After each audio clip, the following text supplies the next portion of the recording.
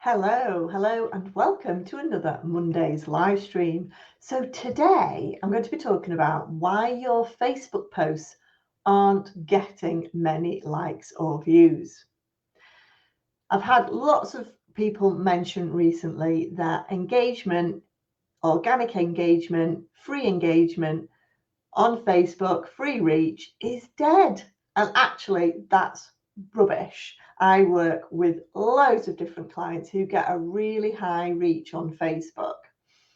And it's simply the strategy that they're using. So today I'm going to be giving you 6 reasons why your Facebook page isn't getting any likes or views.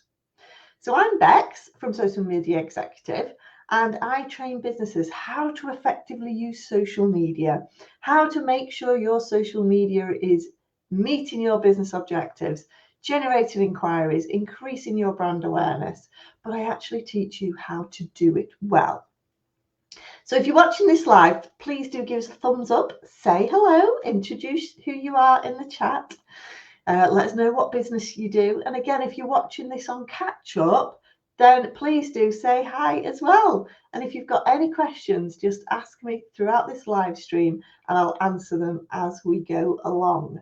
Because I know getting a higher Facebook reach is quite a hot topic and something that everybody wants to do. So I'm going to tell you 6 reasons why your Facebook posts aren't getting any likes or views, and also give you a bit of understanding of how you can change that as well. So please do give us a thumbs up, say hello in the chat, introduce yourselves, and if you've got any questions. Okay. Oh, and someone was looking for this on Facebook. Brilliant. We are live on Facebook as well, but great. Nice to see you on LinkedIn as well. Please do say hi. Okay, right. So the first reason why your Facebook post might not be getting any likes or views is timing. Okay, so timing is absolutely crucial when it comes to putting your posts out on Facebook. So if you think about it, if you're putting your posts out, maybe it's in the middle of the working day and your target market are all at work working, they're not going to be on their Facebook looking at it. So when your post goes live, they're not going to be active to engage with it. Okay. So you do need engagement. I'm going to be talking about engagement at the end because there's some areas of engagement that are absolutely crucial when it comes to Facebook. So I'll come to engagement in a bit more detail at the end. And also there's another point as well that is absolutely crucial. So that's going to be my 5th tip that people often don't think about. But timing is crucial. You need to think about when your followers or your potential followers are actually going to be on and using Facebook so that when it pops up, it's going to pop up into their feed. Okay. So, for example, when I worked at Nomad Games, our target market was America, but obviously we were based here in the UK.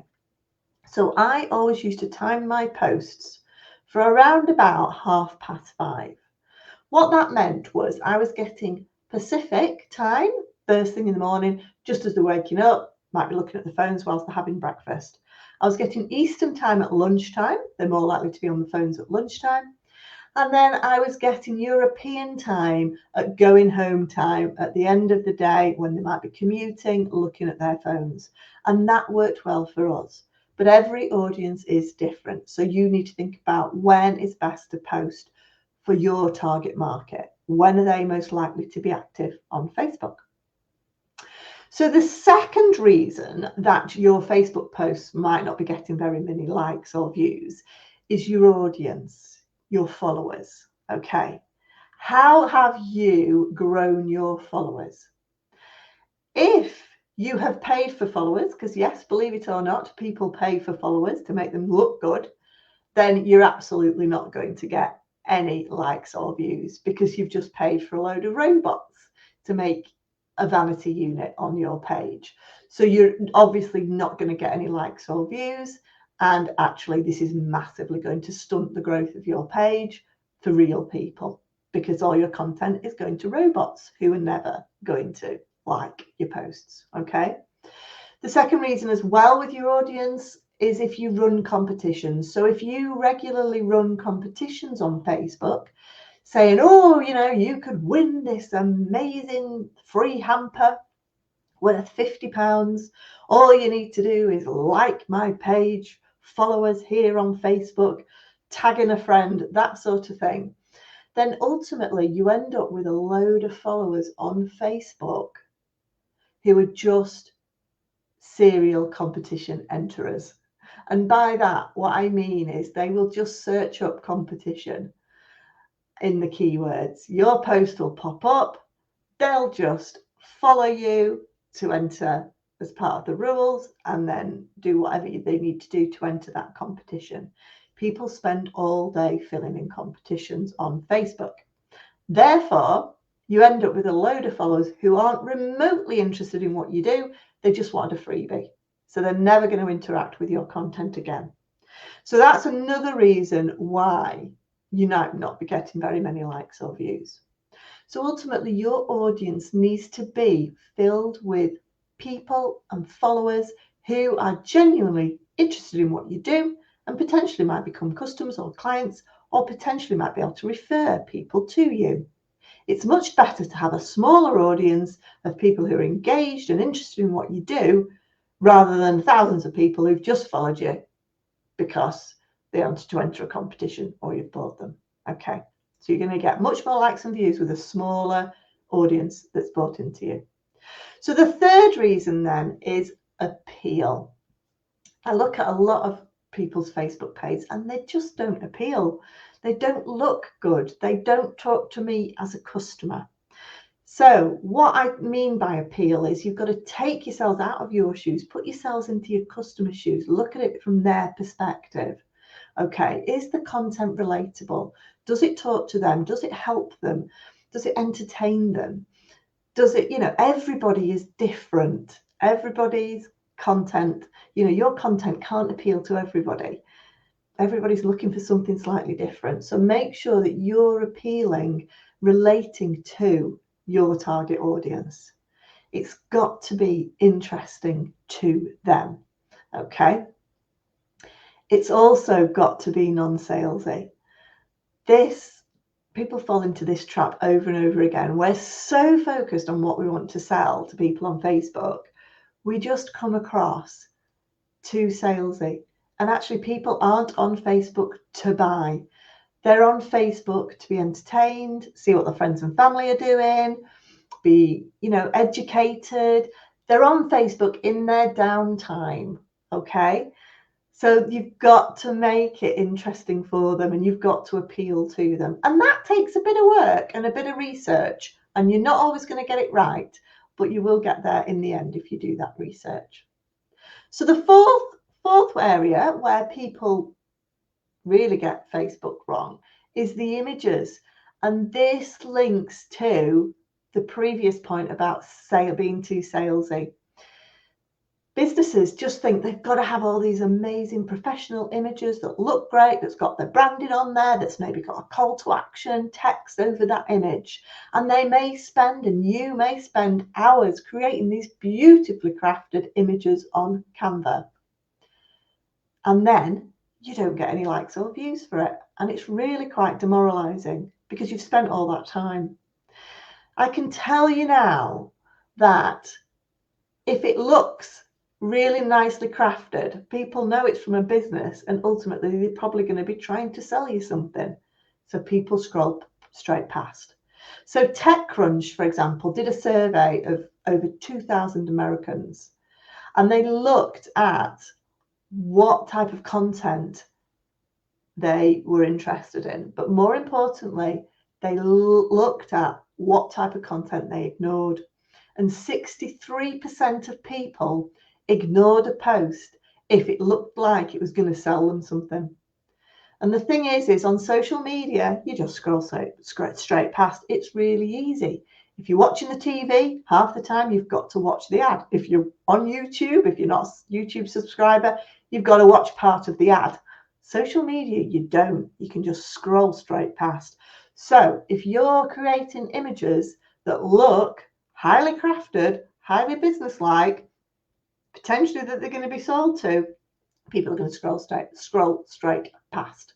So just do think about those images. Little snapshots, photos on your phone work phenomenally well. Yes, they may not look as professional, but we're not here to look professional. We are here to get business on Facebook. And I can tell you now, the more informal your posts, the better they will do. So the fifth area that people fall down on is consistency. Okay, that means consistently creating content, consistently posting on Facebook. And again, this is one of the areas that people really do fall down on.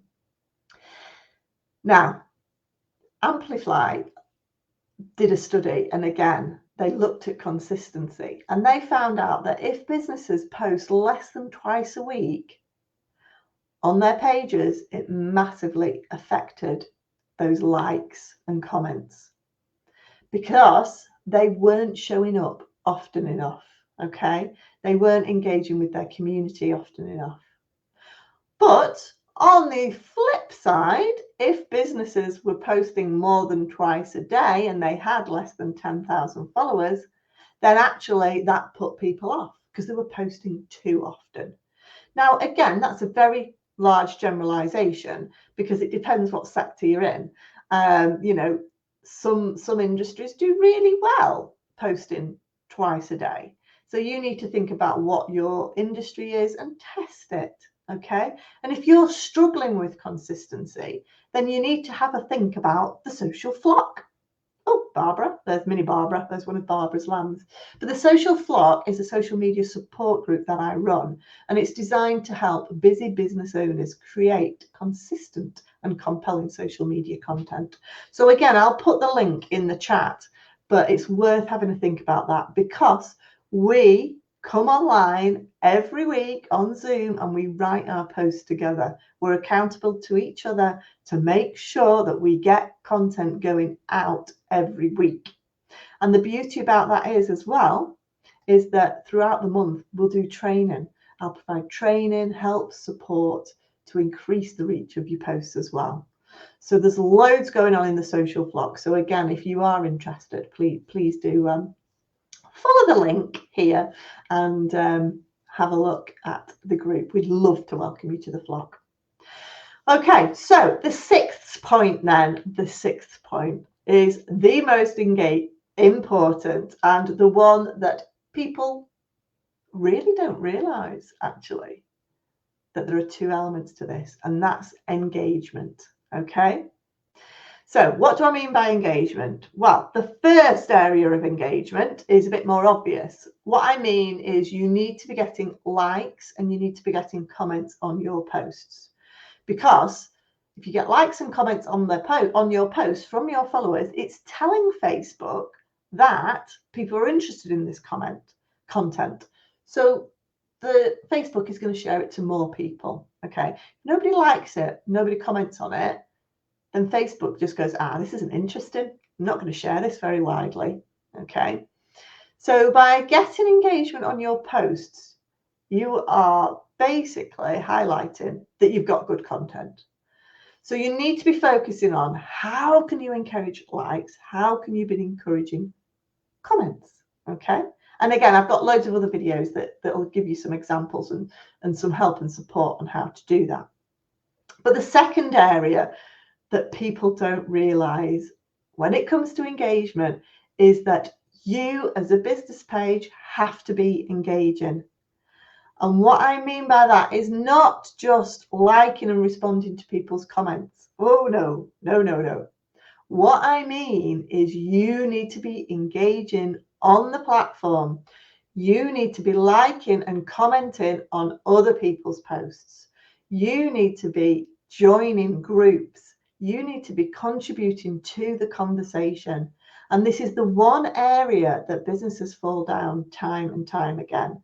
They do not realize that you need to be a part of the community on Facebook.